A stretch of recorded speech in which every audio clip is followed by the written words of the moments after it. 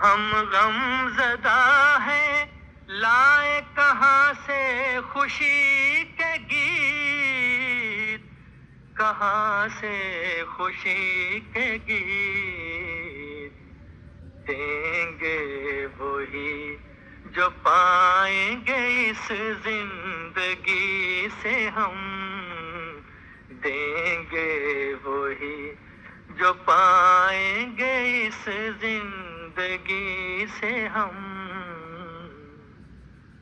उभरेंगे एक बार अभी दिल के वलवले, अभी दिल के वलवले। माना के दब गए हैं गमे जिंदगी से हम, पाएंगे इस जिंदगी से हम। उभरेंगे एक बार अभी दिल के वलवले, अभी दिल के वलवले।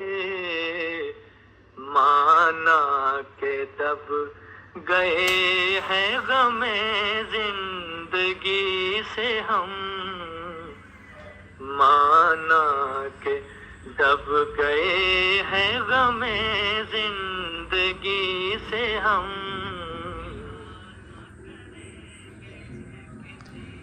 लो आज हमने तो क्या हुआ जनाब? बड़े बिखरे बिखरे से हुए लग रहे हैं। लो आज हमने तोड़ दिया रिश्ता उम्मीद। लगता है किसी जमाने में आपको भी मोहब्बत हुई थी किसी से। यह मोहब्बत ऐसी चीज है, शायद तो बच नहीं पा रहे। यह जिस लड़की से हमको मोहब्बत हुई थी ना, उसकी आंखें हमें बहुत पसंद थी। उसके पूरे वजूद में उसकी आंखें ही थी जो हमें बहुत पसंद आई थी। उसकी आंखें बिल्कुल ऐसी ही थी जैसे अंधेरी रात में मोटर कार की हेडलाइट्स, जिसे इंसान सबसे पहले देखता है।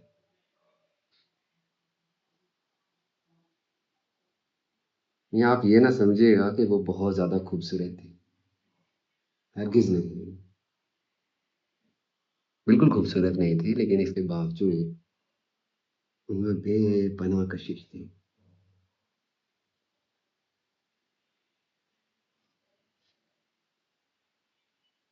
यहाँ मेरी और उन आंखों की मुलाकात एक अस्पताल में हुई थी।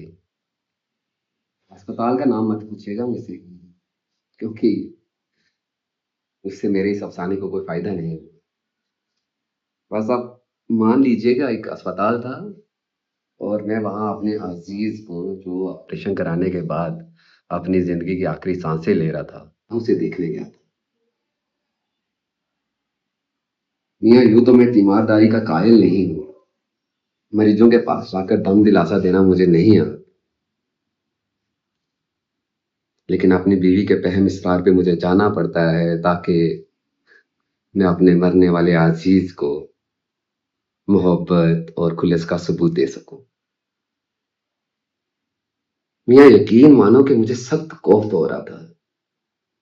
अस्पताल के नाम से ही मुझे नफरत है, मालूम नहीं क्यों। शायद एक बार बम्बई में मैं अपनी बूढ़ी हमसाई को, जिसके हाथ में मोच लग गई थी, उसे जेजे अस्पताल लेके जाना पड़ा था। और मियाँ वहां कैजुअलिटी डिपार्टमेंट में मुझे कम से कम 2 से 2.5 घंटे इंतजार करना पड़ा था।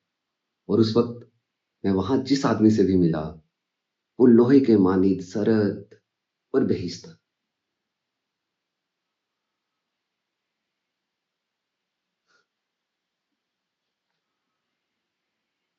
खैर, हम उन आंखों की बात कर रहे थे जो मुझे बेहद पसंद थे। पसंद का मामला इनफरादी हैसियत रखता है। यह यकीन मानिए, अगर आप वो आंखें देख लेते तो आपके दिलो दिमाग में कोई रद्द अमल पैदा ना होता। और अगर आपसे उन आंखों के बारे में कोई राय तलब की जाती तो आप यकीनन कह देते कि निहायत वाहियात आंखें। लेकिन मियाँ, जब मैंने उस लड़की को देखा तो उसकी आंखों ने ही मुझे अपनी तरफ मुतवजा किया। वो बुर्का पहने हुए थी मगर नकाब उठा हुआ था। उसके हाथ में दवा की बोतल और वो जनरल वार्ड के बरामदे से एक छोटे से लड़के के साथ चली आ रही थी।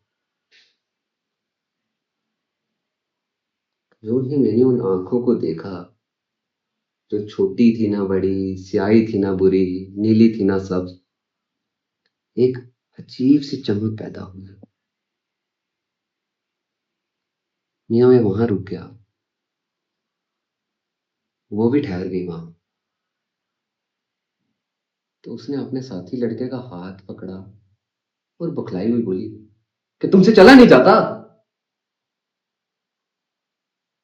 लड़के ने अपनी कलाई छुड़ाई और बोला चल तो रहा हूं, तुम तो अंधी हो।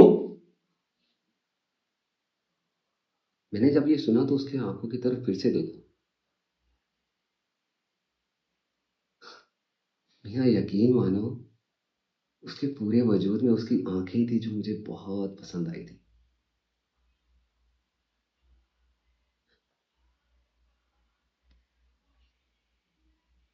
मैं आगे बढ़ा और फिर उसके पास पहुंच गया। उसने पलके ना चिपकाने वाली आंखों से मुझे देखा और बोली कि ये एक्सरे कहाँ लिया जाता है। तो इत्तेफाक की बात है कि उन दिनों एक्सरे डिपार्टमेंट में मेरा एक दोस्त काम करता था। मैंने उससे कहा कि आओ मैं लिए चलता हूं, मैं उधर ही जा रहा हूं। उसने अपने साथी लड़के का हाथ पकड़ा और मेरे पीछे पीछे चल दी। मैंने डॉक्टर सादी का पूछा तो मालूम हुआ कि वो एक्सरे लेने में मसरूफ है। वहां मरीजों की भीड़ लगी थी। मैंने दरवाजा खटखटाया तो अंदर से तेज और तुंद आवाज आई, कौन है, दरवाजा मत ठोको। मैंने फिर से दस्तक दी तो डॉक्टर सादिक मुझे गाली देते देते रह गए। ओह तुम हो, हाँ भाई मैं ही हूं, तुम्ही से मिलने आया हूं यहाँ पे। दफ्तर में गया तो मालूम हुआ कि तुम यहाँ पे हो। तो डॉक्टर सादिक ने बोला आ जाओ अंदर। तो मैंने लड़के से कहा आओ अंदर, लड़के को बाहर रहने दो। डॉक्टर सादिक ने मुझसे पूछा कि ये कौन है। मैंने बोला मालूम नहीं कौन है, एक्सरे डिपार्टमेंट का पूछ रही थी। तो मैंने बोला आओ लिए चलता हूँ। डॉक्टर सादिक ने बोला आ जाओ अंदर। उसने दरवाजा और ज्यादा खोल दिया तो मैं और वो लड़की दोनों अंदर दाखिल हो गए। अंदर 4-5 मरीज थे। डॉक्टर सादिक ने उनकी जल्दी जल्दी स्क्रीनिंग की और उनको वहां से रुखसत किया। फिर उस कमरे में मैं और वो लड़की रह गए थे। तो डॉक्टर सादिक ने मुझसे पूछा कि इन्हें क्या बीमारी है। तो मैंने लड़की से पूछा तुम्हें क्या बीमारी है, किस डॉक्टर ने तुम्हें एक्सरे के लिए बोला है। तो लड़की ने उस अंधेरे कमरे में मेरी तरफ देखते हुए जवाब दिया मालूम नहीं क्या बीमारी है, मेरे मोहल्ले में एक डॉक्टर रहता है, उसने बोला था कि एक्सरे लो। तो डॉक्टर सादिक ने उसे एक्सरे मशीन की तरफ आने के लिए कहा। वो आगे की तरफ बढ़ी और एक्सरे मशीन से जोर से टकरा गई जाके। डॉक्टर सादिक ने बड़े तेज लहजे में उससे कहा कि क्या तुम्हें सुझाई नहीं देता। लड़की खामोश हो गई। डॉक्टर सादिक गए और उसका बुर्का उतारा और उसे एक्सरे मशीन के पीछे खड़ा कर दिया और एक्सरे मशीन का स्विच ऑन कर दिया। मैंने स्क्रीन पे देखा तो मुझे उसकी सिर्फ पसलियां नजर आ रही थी और उसका दिल एक कोने में काले से डब्बे की सूरत में धड़क रहा था।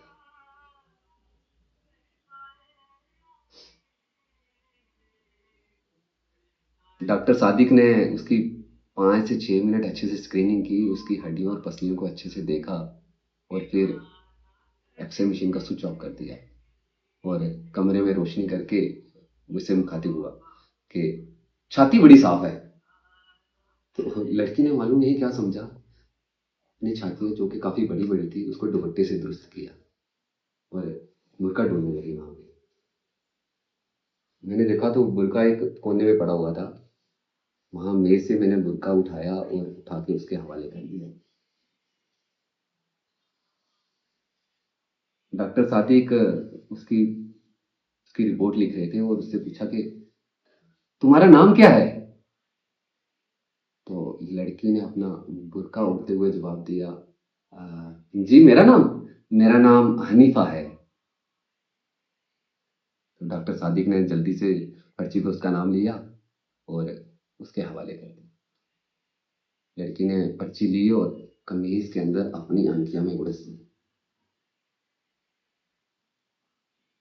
जब वो वहां से बाहर निकली तो मैं गैर इरादी तौर पर उसके पीछे पीछे था। मियाँ यकीन मानो कि डॉक्टर सादिक ने मुझे शक की नजरों से देखा था। जहां तक उससे मैं समझता हूँ उसे यकीन हो गया था कि मेरा और उस लड़की का कोई ताल्लुक है। लेकिन जहां तक आप समझते हैं मियाँ, ऐसा कोई मामला नहीं था, सिवाय इसके कि उसकी आंखें मुझे बहुत पसंद आ गई थी। वो अपने साथी लड़के का हाथ पकड़कर आगे आगे चल रही थी। मैं उसके पीछे पीछे था। तो वो जब तांगे के स्टेशन पर पहुंचे तो मैंने लड़की से पूछा कि तुमको कहाँ जाना है? तो उसने एक गली का नाम लिया। मैंने भी चटपट बिल्कुल बोल दिया कि मुझे भी वहीं जाना है।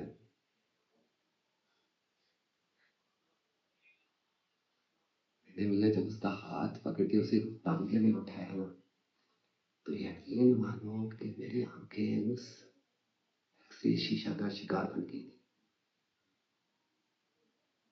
मियाँ मुझे गोश्त कोई दिखाई नहीं देता था, सिर्फ उसका ढांचा नजर आता था।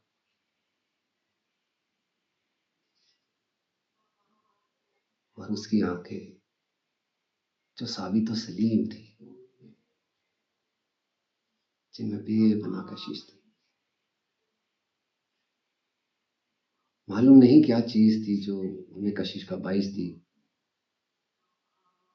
यहाँ मैं पेशतर अर्ज कर चुका हूं कि वो कतयान खूबसूरत नहीं थी, लेकिन इसके बावजूद वो मेरे दिल को बहुत खूब रही थी।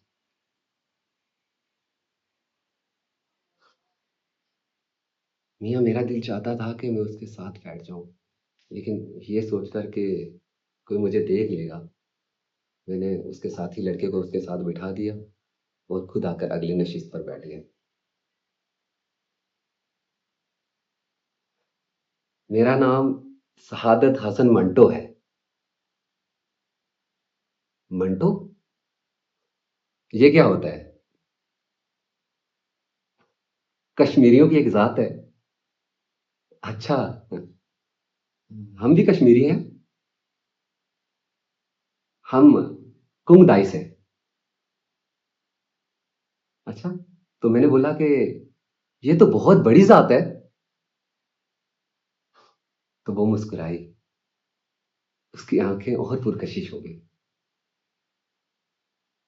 मियाँ मैंने अपनी जिंदगी में बहुत सारी आंखें देखी हैं, लेकिन जो आंखें हनीफा के वजूद पर थी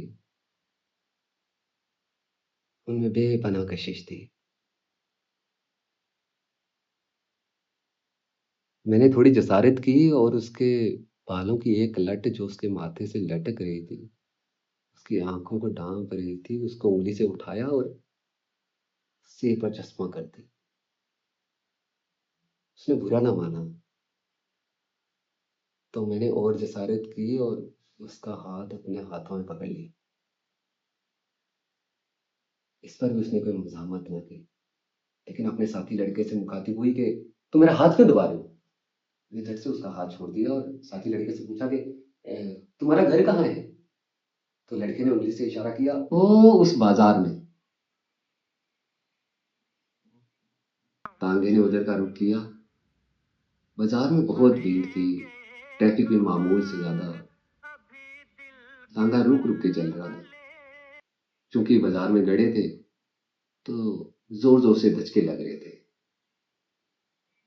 और उसका सर बार बार मेरे कंधे से आके टकराता था। भैया मेरा जी चाहता था कि मैं उसे अपने जान पे उठा लूं और उसकी आंखों को देखता रहूं।